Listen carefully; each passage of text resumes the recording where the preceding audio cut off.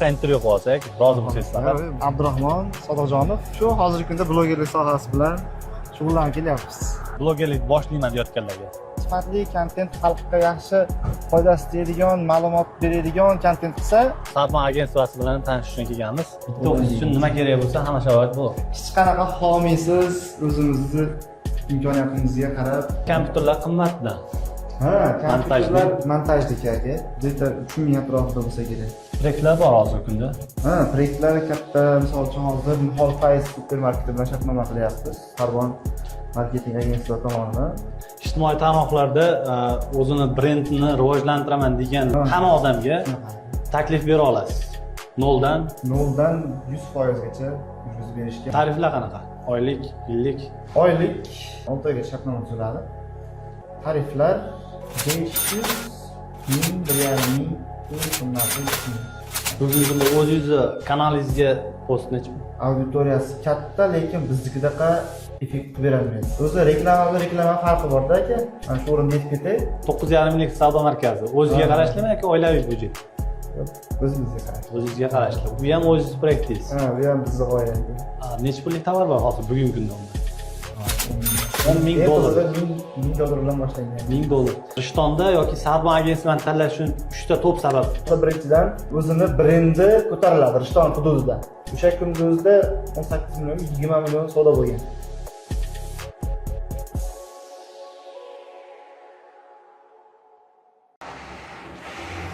Assalomu alaykum. Bugun biz Rishtondamiz va Instagramda Rishtonda akkaunt bilan yurgizadigan Abdurahmon bilan bir ajoyib ana o'zlar chiqib qoldi. Assalomu alaykum. Abdurahmon, qanaqasiz? Yaxshimisiz? Charchamayapsizmi? Rahmat. Men mikrofon taqib qo'ysak, Bo'ldi. avvalo uzr, vaqtingizni olmaymizmi? Yo'q, Mana bir Rishtonliklar uchun qisqa intervyu qilib olsak, rozi bo'lsangizlar. O'zingizni tanishtirib yuborsangiz, biz obunachilarga.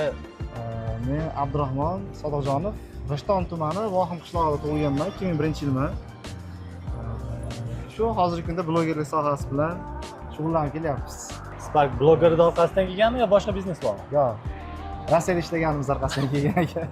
Rishtonda profili sizniki, asoschisi ham siz.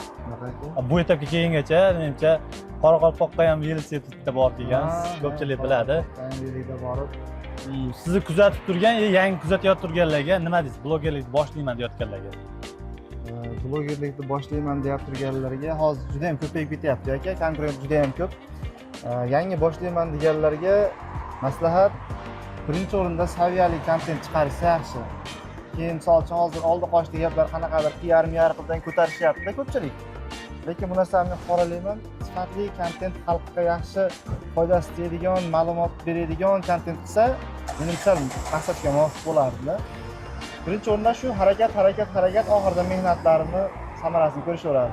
Ya bugun hamma o'zini bloger sanab, o'zini akkauntini yurgizyapti. Demoqchi bo'lganim, siz Sarmon agentsiyasiga ham asos soldingiz. Menimcha o'zini ustasiga bergan yetmaydi. Shuning uchun Sarmon agentsiyasi bilan tanishishga kelganmiz.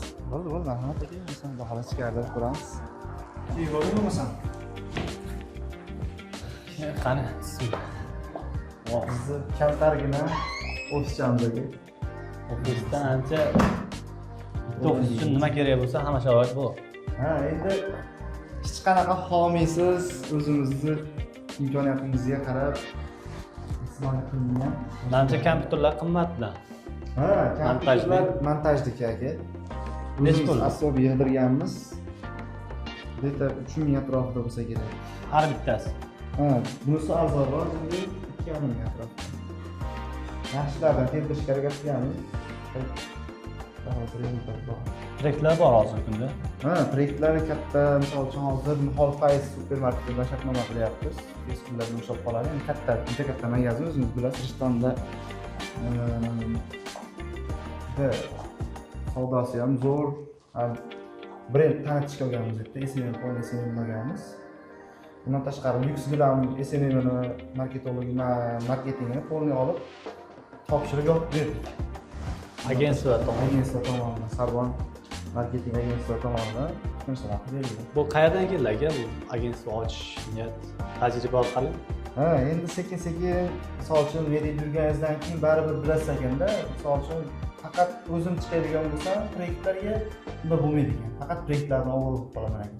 Bundan ko'ra bitta professional jamoa tuzib, targetolog отделение, mobilograf, marketolog shunaqa narsalarni tajribalilarni yig'ib turib, jamoa qilib, xudo xohlasa ishlayapmiz. Rezultatlar yaxshi. Ijtimoiy tarmoqlarda o'zini brendini rivojlantiraman degan hamma odamga taklif bera olasiz. Noldan 100%gacha yuz berishga, misol shaxsiy brendini rivojlantiraman degan tadbirkorlar ham borda bizda. Shunaqalarni ham akkauntga yurgizib beramiz. Misol shaxsiy brendini ko'tarib beramiz. tariflar qanaqa? Oylik, yillik? Oylik 6 oygacha maksimalniy, 6 oygacha shartnoma tuziladi. Tariflar 500 ming, 1,5 ming, eng qimmati 2 ming. Talabiga qarab, qanaqa kontentlar bo'lishiga qarab, ishlanadi. soniga qarab ishlanadi. Postlar qanaqa bo'ladi? O'zingiz ham o'zimga maksimal 2 ta 3 ta post kollaboratsiya bo'ladi. O'zim Rishtonda degan akkauntimizga maksimal. bugungi kunda o'zingizni kanalingizga post necha? O'zimizga hozirgi kunda eng arzon $50 qo'yamiz. Rishton sharoitiga. Endi Rishton sharoitida menimcha $50 yaxshi. Misol uchun ba'zi birlar bor, auditoriyasi katta, lekin biznikidaqa effekt berolmaydi. Misol uchun bizniki Rishton auditoriyasi maksimal yig'ilganligi sababli o'zi reklama farqi bor-da aka. Mana shu o'rinda aytib ketay. Reklama bilan reklamaning farqi sifatli reklama, foydali reklama, foydasiz reklama bor. Misol uchun ma'lum bir hudud atrofida siz mahsulotni sotadigan bo'lsangiz, o'sha hudud auditoriyasi bor blogerga reklama qilgansiz, bu foydali reklama bo'ladi. Agarda siz Toshkentda bloger chaqirib, million podpischisiga bor bloger chaqirib, bu narsangizni mana shu hududda sotadigan bo'lsangiz, reklama qiladigan bo'lsangiz, bu faqat sizga status to'plab sotib olmaysiz. Shuning uchun o'sha sharoitdan kelib chiqib, Rishtonni tanigan, bilgan, o'ziga topshirgan ham. Aynan bizga qildirishsin bilamiz, lekin ko'rib bilib, natijalarga qarab tanlagan yaxshi. Misol uchun hozir ko'pchilik bilib qoldi-da, to'g'risi. Kimga qildirsa rezultat bo'ladi, kimga reklama qildirmasa, qildiradigan bo'lsa rezultat bo'lmasligini ko'pchilik bilib qoldi. Qanaqa biznes 9,5 minglik savdo markazi o'ziga qarashlimi yoki oilaviy byudjet? O'zimizga qarashli. O'zingizga qarashli. Bu ham o'zingiz proyektingiz. Bu ham bizning g'oyamiz. Necha pullik tovar bor hozir bugungi kunda? 10 mingdan oshiq tovar. $10,000 $1000 bilan boshlangan. $1000. Chunki men o'zimni eshitganim, Abdurahmon zo'r yurgizyapti 9,5 ming bilan degan gapni o'zi qulog'im bilan eshitganim uchun savol beryapman. Endi bunday narsa aka, biz o'zbeklarda bor-a, men paynatachamansa, meni paynatachaman degan narsa. Undan keyin ulanib ketdi. Undan keyin rosa ulanib ketdi to'g'risi. Juda ko'payib ham ketdi, lekin birinchilardan bo'lib qolganim sababli foyda ham, rezultat ham o'shanga yarasha yaxshi bo'ldi. Menimcha bu territoriyada bizchalik savdo qilmaydigan ulanmagansi bo'lmasa kerak. Endi kelajakda dalish proyektlar qanaqa? Xudo xohlasa yaxshi bizneslar, g'oyalar bor. Xudo xohlasa keyin amalga oshiramiz. Xudo xohlasa. Agentsiyada hozirgi kunda qanaqa nima ishlar ketyapti? Xo'p, agentsiyada hozir sun'iy intellekt bilan montajga asosiy e'tibor berilyapti. Hozir bizning montajchimiz ham oddiy montajchilar. O'zi Fiverr'da ishlagan, ko'p ishlagan bola, Amerikacha davlatlarni shaxsiy brendlar yurgizgan bolalar. Shu masalada nima qilyapmiz hozir? Fiverr'ga ham kirmoqchimiz. Bizlar anaqa xohlagan trend va montajlarni ham yasab bera olamiz. After Effects hammasini ishlab beradi. Shu sun'iy intellekt bilan hozirgi kunda o'sha ijtimoiy tarmoq video montajlar o'sha Fiverr'ga harakat. Abdurahmon aka, Rishtonda yoki Sarmon agensiyani tanlash uchun 3 ta top sabab aytsangiz. Xo'p, Rishtonda keladigan bo'lsak, tanlash, misol uchun bizga reklama qildiradigan bo'lsa, birinchidan o'zini brendi ko'tariladi Rishton hududida. Misol uchun bizda auditoriya Rishton, Bog'ot, Oltiariq asosan, Marg'ilon ham kiradi. Asosiy auditoriya Rishton. Shu sababdan Rishton auditoriyasini o'zimizga qaratib, uni mahsulotni reklama qiladigan bo'lsak, birinchi o'rinda mahsulotning savdosi oshadi. 100% natija, sababi o'zimiz shu narsani aytib beramiz, guvohi bo'lamiz. Misol uchun sizga reklama qilganimizdan keyin bundan savdo bo'ldi. Oddiy misol uchun Rich brend hamma biladi, oxirdagi kiyim do'kon reklama qildirgan. O'sha kunlarda 18 million, 20 million savdo bo'lgan. endi bu kichkina summa bo'lishi mumkin, kimlar uchun, lekin biz uchun yaxshi natija. O'sha reklamadan ko'rib borganlar 80%, 90% narsa olib chiqib ketganda. Sarbon agentvini tanlashdan asosiy sabab keladigan bo'lsak, Sarbon agentstvi ishlari professionalni, misol uchun hamma professional jamoa yig'ilgan, xohlagan turdagi videoni, xohlagan turdagi kачествоni, xohlagan turdagi ideyani qilib beraveradi. Misol uchun menga bu narsani qilib ber deydigan bo'lsa, uni 100% qilib beradi va biz Sarbon agentstvi taklif beradi. Aka yoki bo'lmasa uka, bu narsani qilaylik. Narsani qilsak, savdoning 100% oshadi.